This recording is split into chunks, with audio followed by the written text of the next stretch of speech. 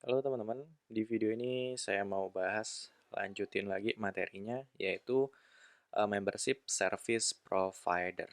Yap, ini sebelumnya udah pernah kita singgung ya untuk MSP.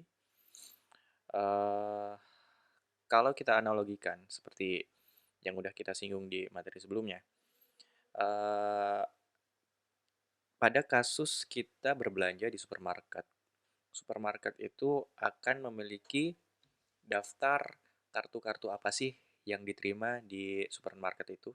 Nah, kemudian ketika kita mau belanja, kartu kita tidak termasuk list yang diterima, maka kita tidak bisa melakukan pembayaran.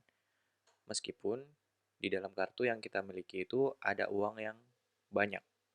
Itu nggak bisa untuk bayar, karena ya ini, kartu yang kita miliki nggak masuk dalam list. Nah, untuk kartu seperti apa namanya, Visa, terus Mastercard, itu dia termasuk sebagai sertifikat, sorry, CA, apa ya kemarin? Ya, Certificate Authorities. Nah, sedangkan list kartu yang diterima, sorry bukan list kartu, list provider yang diterima, disebutnya itu, di Hyperledger itu disebutnya dengan MSP, atau Membership Service Provider. Ini udah saya buat rangkuman.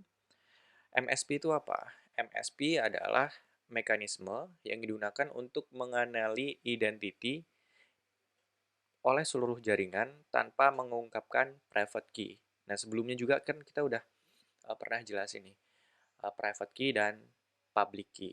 Kalau private key itu nggak boleh nggak boleh dikasih tahu ke siapapun.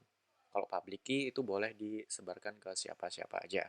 Nah, contoh kasus nih, contoh kasusnya, Peers itu menggunakan private key untuk melakukan tanda tangan digital atau melakukan endorse transaksi. Nah, ketika dia melakukan hal itu, dia itu menggunakan private key-nya. Nah, kemudian MSP pada ordering service yang berisi public key melakukan verifikasi pada signature yang dilampirkan pada transaksi. Nah, nanti ketika dia melakukan verifikasi, dia tuh bisa tahu apakah transaksinya valid atau tidak. Tahu valid atau tidaknya itu dari mekanisme mana? Dari mekanisme verifikasi menggunakan public key ini. Nah, kemudian untuk melakukan transaksi pada jaringan Hyperledger Fabric, member itu diharuskan untuk yang pertama, memiliki identity yang dikeluarkan oleh CA, dan CA-nya ini udah dipercaya pada network Hyperledger itu. Nah, kemudian yang kedua, menjadi anggota member dari organisasi yang sudah dikenali dan disetujui oleh network. Yang ketiga, menambahkan MSP ke konsorsium di network atau channel. Dan yang keempat, memastikan MSP disertakan dalam policy definition di dalam network. Nah, untuk MSP sendiri, dia ini ada local MSP dan channel MSP. Nah, untuk lokal sendiri, dia ini didefinisikan untuk klien dan nodes, yang mana dia ini adalah peers dan orderer. Nah, kemudian untuk channel MSP, ya dia ini MSP yang ada di level channel. Nah, untuk struktur dari MSP sendiri, MSP ini kan dia kan folder ya, folder yang berisi dengan konfigurasi-konfigurasi untuk mengetahui identitas mana yang bisa diterima. Nah, ini isinya adalah ada pertama config YAML, lalu ada CAcert, lalu intermediate cert, lalu admin cert, lalu key store, lalu ada lagi sign cert, TLS CA cert, TLS intermediate cert, dan operation cert.